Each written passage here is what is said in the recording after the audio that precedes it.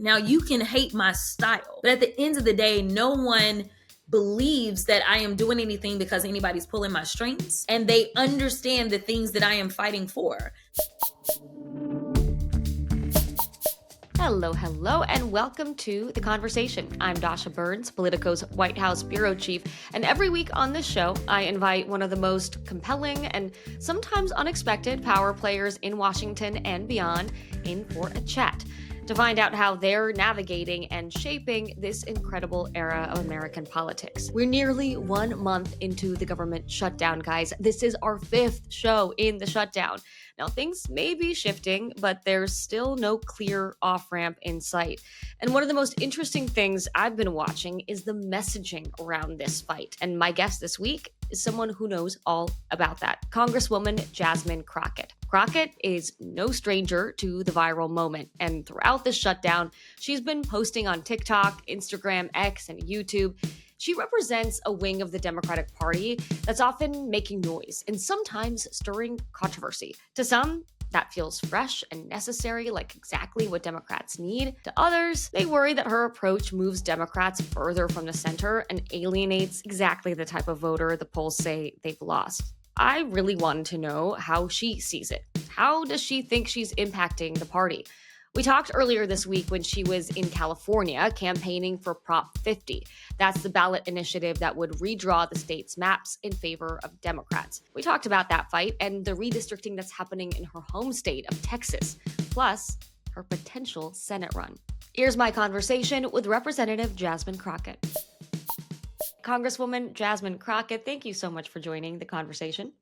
Absolutely. Let's start with the government shutdown. That's still going. A lot of other headlines floating around, but the government is in fact still shut down. When this airs, it will have been almost exactly a month, and Americans are starting to feel the impact. Millions of people could lose their SNAP benefits as soon as this weekend. We've seen flight delays, and now the Federal Workers Union is calling for Democratic leaders to stand down in this fight. Give us a state of play from where you sit. What have you heard from your constituents, and what is the latest from the House Democrats on this? You know, honestly, this has probably been the most effective messaging that we've done as Democrats. It has been very clear why we are fighting. I mean, when we look at the numbers, it is clear that whether you're MAGA, Republican, Independent, or Democrat, you believe that it is wrong to limit people's access to health care in the form of getting rid of or allowing the expiration of those tax subsidies for the Affordable Care Act. And so I do think that, number one, it's been very effective messaging. But number two, it is clear that the Democrats are fighting for the basic humanity of all Americans. And I think that that is why we find ourselves in this very weird situation, because basically the Republicans want to say choose between the two impossible situations. Either people will be able to potentially eat today, but tomorrow they won't be able to eat because of the cuts that we made in the big ugly bill, or tomorrow they won't be able to eat because they actually will not survive to see another day. We are only getting a preview of what's going to happen as relates to them removing almost $300 billion from SNAP benefits. That is a very real thing that we are on the precipice of. So I will say to those that believe that now is the time to back down, I disagree. There are still levers to be pulled. We have an administration that just wants to continue to deal blows and death to the American people. And people need to understand that this is where the Republicans stand. Right now, there are emergency funds that they could use so that people could continue to eat as relates to SNAP. And the president has decided not to allow that to be used. Yeah, they've concluded that they can't legally fund SNAP right now. Eventually, though, for this shutdown to end, Democrats are going to have to reopen the government. They're going to have to vote for a CR. What do you think gets them there? As it relates to this administration caring about the law, they've never cared about the law. That is a cop-out as it relates to this administration, because they could care less about the law. But first of all, it would maybe take a president who actually wants to negotiate. This is supposed to be the guy that understands the art of the deal. You can't negotiate when you decide that you're going to traipse around the world instead of making this a priority. He's not made it a priority to look out for the American people ever since he swore in. If it was a priority, he would be sitting in the Oval Office. He would be leading with leaders from both the House and the Senate, Democrats and Republicans, to determine what it would take. And frankly, they have said over and over, we've made it very clear. We know that these tax subsidies are going to expire. So we're just trying to say, hey, go ahead and extend them right now. They're saying open the government, and then of course we will work with you. Well, if you can work with us once the government is open, why can't you work with us to get the government back open? It takes communication. That is what normal politicians would do. Instead, what Trump wants the Democrats to do is to be the same lazy, sorry elected officials that the Republicans have been, where they just let him do whatever he wants to. The Democrats at least understand that they have constituents that are relying on them to look out for them, to make the case for them, to enter into an agreement on their behalf. And that is not what Donald Trump wants. So what do I think it will take? I think that if we look at history, our last shutdown was under the same president. What it took was air traffic controllers. And I think that that's why you've seen the disruptions that you've seen. They decided to change the law to make it more difficult for air traffic controllers to actually organize something like that. But as much as they beat up on our federal workers, they decide to fire them, they decide to call them lazy, all the things. Sometimes it's about showing people who's boss. And the reality is that this government does not run without the people that actually work in it. Let me ask you about Congresswoman Marjorie Taylor Greene. Of course, you and her are not the best of friends, pretty famously so. But she has crossed party lines to criticize Republicans for this looming rise in healthcare premiums. How do you see that move by her and in the context of all of that we're talking about? Yeah, so a couple of things about that. Number one, again, about reopening the government, and Marjorie has specifically said that they could use the nuclear option if they wanted to. So just so you know, there's also that's on the table, which is breaking the filibuster to get this done. That's number one. She also has talked about the healthcare costs. Now, I agree with her as much as it pains me.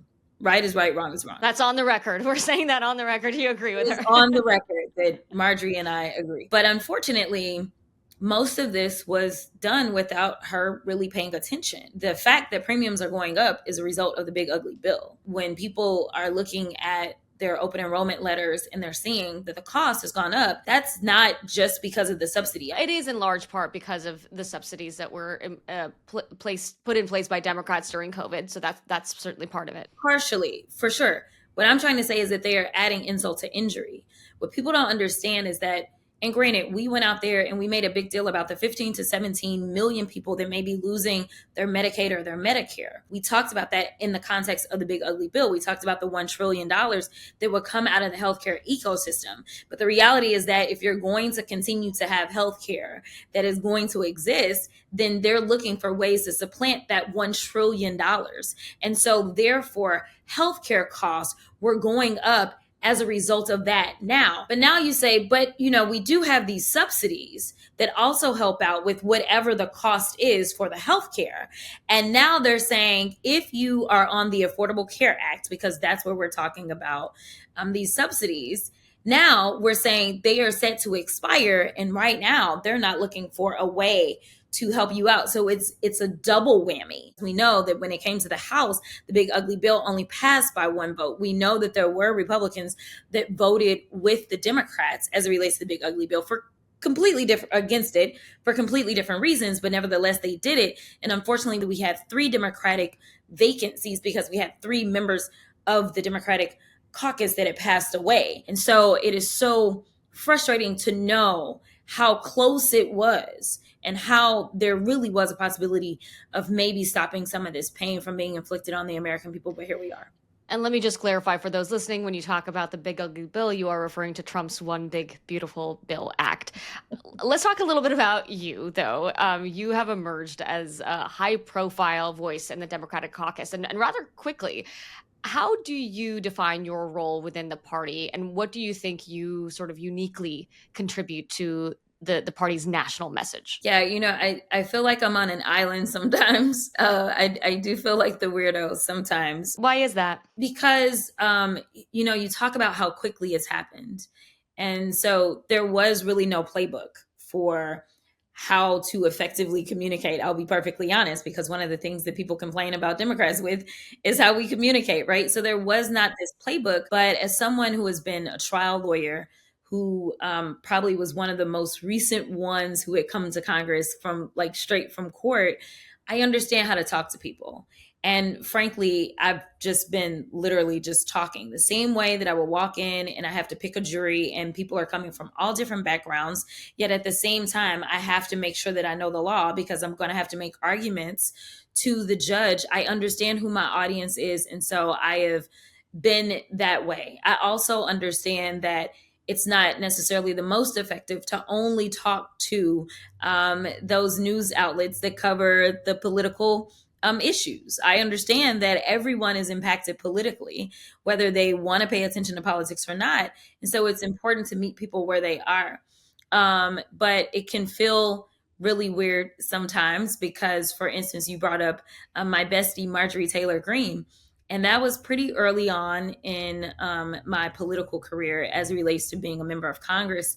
And I can remember walking on the floor the very next day. It was a very late night. We had not started Are you committee until talking about the exchange with the eyelashes and the bleach blonde I, bad I bill? am. I am. I am. And so the very next day, we had started committee on that day about 8 p.m.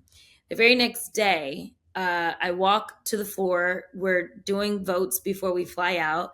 And there are two little women in their 80s that are high fiving me.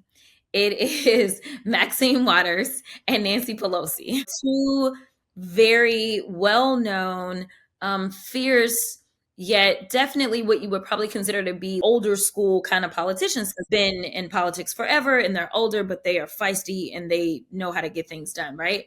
And then I would say that the middle age group, so those that I would consider to be aunties, so those that are in their 60s, were really like, we don't know about this, right? Like they were the ones that were like, ah.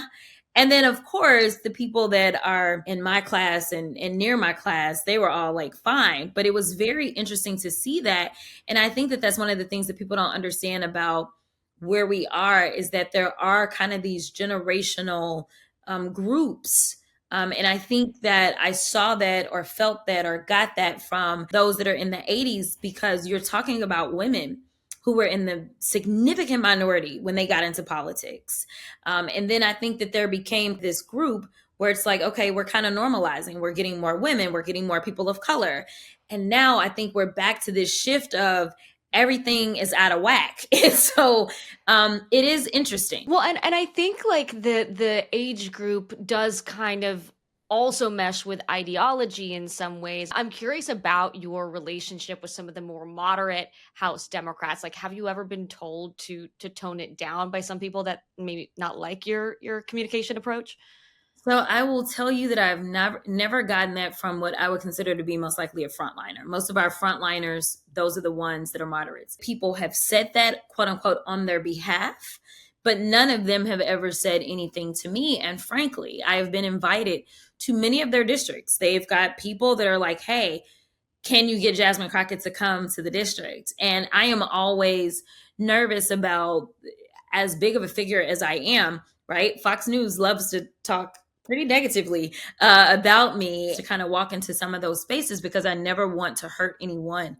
But frankly, that's not been my experience thus far. And so I think at the end of the day, whether you agree with my style or disagree with my style, I think people respect me for my authenticity. They never feel like they're getting someone different. They feel like they know exactly who they're getting. When I was on the ag committee, and even now that I'm not on the ag committee, there are groups that make a point to bring farmers to me to talk, because at the end of the day, I am just blatantly honest. And I think people respect it, even if they don't like it, like how I deliver it.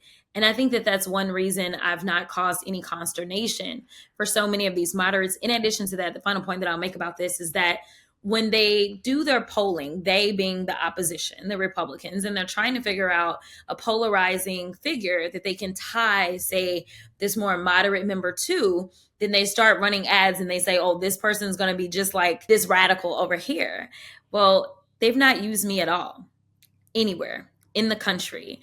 And as these random polls have been taking place in the state of Texas, looking at my favorabilities, if you look online and you see all the bots, then you may be like, oh my gosh, like she is completely hated. But at the end of the day, especially with the relationships that I have with even my Republican colleagues in the House, um, many of them like and respect me for who I am and what I stand for. And so I don't run into any problems. You may not have been used in ads yet, but you mentioned Fox News, right? You have gained the attention of right leaning media, of the president, who does tend to bring you up Yeah. quite a bit. When you Yeah. see clips of him talking about you or you on Fox News, do you see that as a good thing, as a bad thing? Like, how do you process that attention? I process it as they believe that I'm a threat. Listen, you're not talking about anybody who's not relevant. That's just the reality. Like no one is wasting capital on anyone that is not relevant. And so even when I look at the fact that, every other week, I don't know how he manages to work myself and or AOC into conversations, but I do believe that they see us as threats and they are trying to thwart those threats before they rise too much, right? Yeah, I mean, why do you think that they've tried to sort of elevate you and others like AOC to become sort of the faces of the Democratic Party? That's kind of how they try to talk about you. I think that personally they are threatened. When you look at AOC, AOC is the highest fundraising member in the US House, period. Above Democrats, Republicans, that is number one. When you look at the crowds that she garners when she goes out, that is a scary thing for him, right? And a lot of the people that I believe that he wants to appeal to, AOC is one of the few people that can actually break through. Well, I would argue that as much as I go against him, I would imagine that I get some of those folk too. I remember when we were doing our art competition in my district, and obviously it's open to all the kids in the district. And I remember a father coming up to me and telling me, I appreciate you for doing this competition. My daughter loved participating. I am a Republican, but I love you. I have been in all kinds of cities and airports and otherwise where people walk up to me. And of course, they don't have an R on their forehead, but they tell me that they have a difference when it comes to politics, but they love me. And so I think it is that actually concerns him. And it is a reason that he wants to make sure that he is doing everything that he can to stop us. But honestly, he only elevates us. It only makes people look at us and say, man, if he's threatened by, AOC, who's still in her 30s, and me, who's still technically in my early 40s, two women that are in the House, they must be doing something right. You are in California right now, working on Prop 50, which is the Yeah. redistricting proposition in California. Redistricting has been the subject of many a story in many a state these days. Your state has been impacted by the recent Texas redistricting. The new map is still obviously held up in courts, but your district is changing. I've heard you talk about the potential of a Senate run. Like, how seriously are you weighing that? I am seriously weighing it to the extent that I'm about to spend a lot of money to get data. So I'm a data driven person. I will tell you that I personally believe that Texas needs to do something different if they want a different result. That's just the bottom line. And so I think that we consistently have had absolutely top notch candidates, by far better candidates than the Republicans have had, but we keep losing. And I know the demographics of the state, and I also know that there's a lack of participation in the state. And I don't think that we have the luxury, especially with us having such an early primary, of actually doing what we normally do, which we spend about $100 million to get someone's name ID up. But the way that I look at elections is that that's just first base. It's like, oh, great, we know your name. But second base is we got to know your story and actually like you. Third base is we've got to believe that you are going to do right by us. And fourth base is I got to do everything that I can, even if I got to stand in the rain, the snow. What base are you on right now, you think? So I think the name ID part is done. I think we're past first base. First base check. Okay. And the reason that I say that is because in all the random polls that are coming out, which I have not filed to be in the race, where people were just putting my name in there, Beto has the highest name ID on the Democratic side. Right below him is Colin Allred, and then is me. But even with my name ID not being as high as the two of them, Beto had two state runs, and then we also know that Colin Allred just ran statewide. I've only represented at most 138th of the state. So to have my name ID right up under them without ever having run statewide, in addition to the fact that the vast majority of these polls have me either being in first or me Yeah, being you're a right front runner in a lot of the Democratic primary polls. So like how far are you in exploring? Who have you talked to? Have you interviewed potential campaign staff? there's only one person that I can see leading this team. Um, it's somebody that I've known for years, somebody that I trust, and somebody who's very experienced. I will not put him out there. But you've had that conversation. Oh, absolutely. We've had multiple conversations, and we just took a meeting face to face here a few days ago, as I was kind of running down what I'm thinking if numbers kind of show what I think they may show. And obviously, we are weighing who may be the nominee on the Republican side. I mean, I'm going to be flat out with you and tell you that I don't think that there's a Democrat that can take out Cornyn. And I think NRSCC knows that, which is why they are spending so much money in this primary to make sure that he is the nominee. But for me, I would be making a very last minute decision because it's not just about winning the primary. You got to win the general. If they go through with their lines, I think that they need to face some serious repercussions. And I don't think that, if people in Texas are like, who is Jasmine Crockett, whether they like me, love me, or hate me, they can tell you who I am and they can tell you about my brand, right?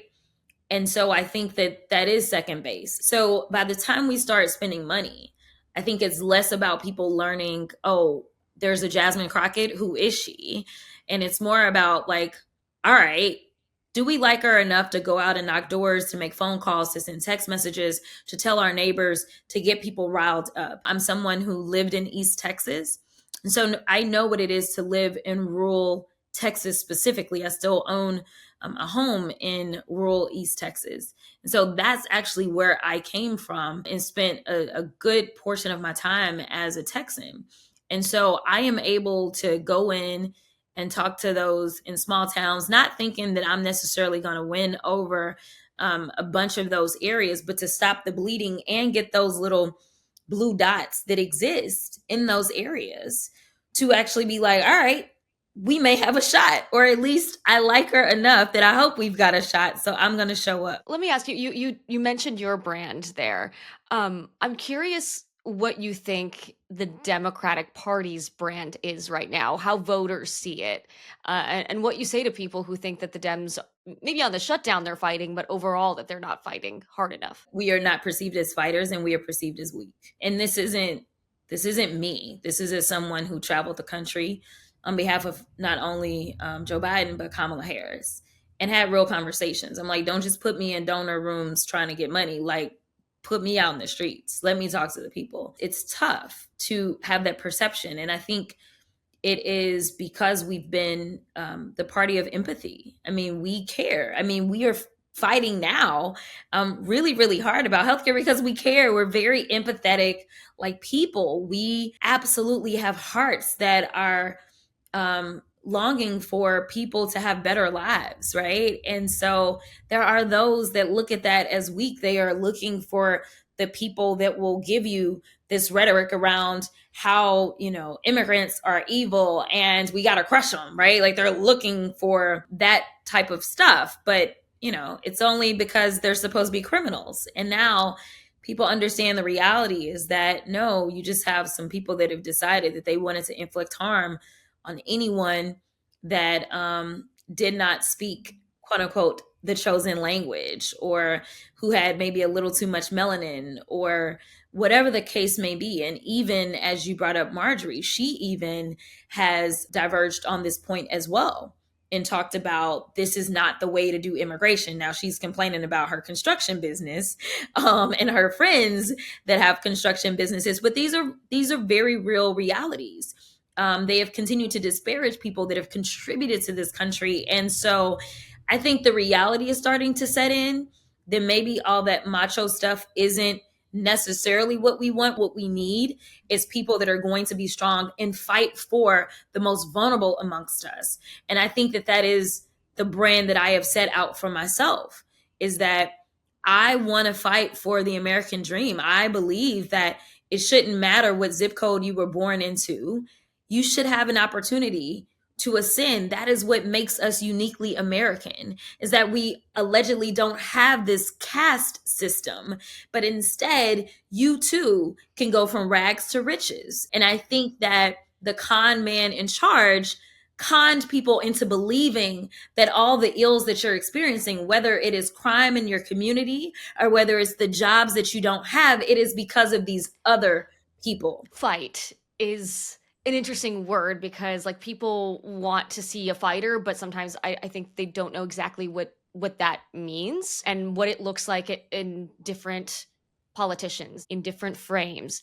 And I think, you clearly are trying to be one of those fighters, but there are also some people in the Democratic Party that I think have like expressed concern that your way of fighting, that your confrontational communication style might rally the base, but could alienate swing voters.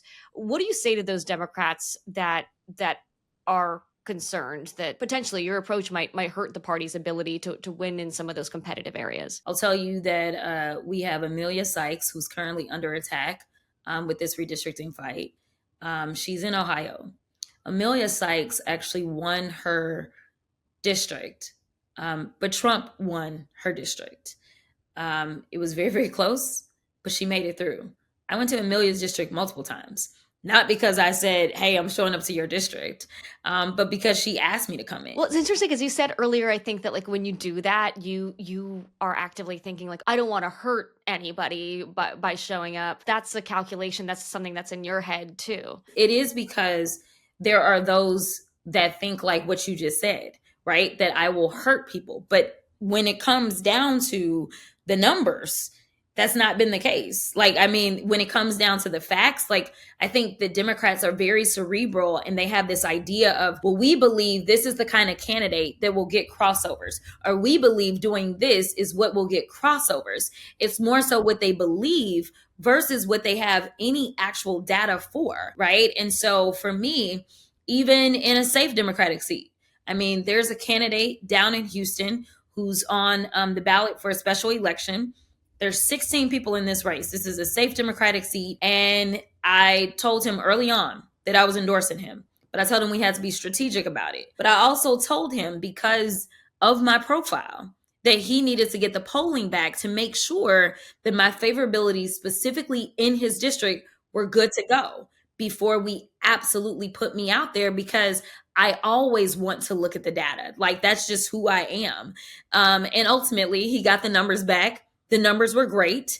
And so by the time I jumped into that race, we're doing radio, I'm doing robocalls, I went to churches, I went to rallies, we did all the things. But that is because I understand that there are those even on my side that will say things, and you never know how that is impacting the overall electorate. But at the end of the day, I don't have anything that suggests that I actually have hurt anyone. And I think it's what it is that you fight for. Now, you can hate my style, but at the end of the day, no one believes that I am doing anything because anybody's pulling my strings. And they understand the things that I am fighting for. That's a lot of what I hear about President Trump from voters, and about people like John Fetterman and like Mamdani. It's a theme that crosses party lines. Before I let you go, I do want to ask briefly, you're in California. How do you see the Prop 50 effort to redistrict California? I feel very good about Prop 50 going forward and passing. This isn't my first time being in California, but you got to run through the tape. That's what anybody who knows anything about any election, you don't take anything for granted. You leave nothing on the field. And it's just too important. And I think with Governor Newsom using both myself and AOC in ads in California, it's my understanding that they ran the numbers, right, to find out about whether or not our favorabilities were high or not. And so there's been ads that have been running, but I do think that I should always make myself available as someone who is a Texan who is being that's being impacted by this redistricting, to answer questions, and to make sure that they know that I am out here not just saying, hey, California, carry our water, but instead I am willing to fight and work and be responsive to the people that I'm asking to do this amazing measure. And it's not just for Texas, it's for the entire country. And I feel really good about the chances of it passing, but we're going to keep fighting and run through the tape. All right, Congresswoman Jasmine Crockett, thank you so much for joining me today. Absolutely. Have a good one. This has been The Conversation with Dasha Burns. We'll be back next week. If you want to catch future episodes of The Conversation, be sure to click that subscribe button below. Thanks for watching.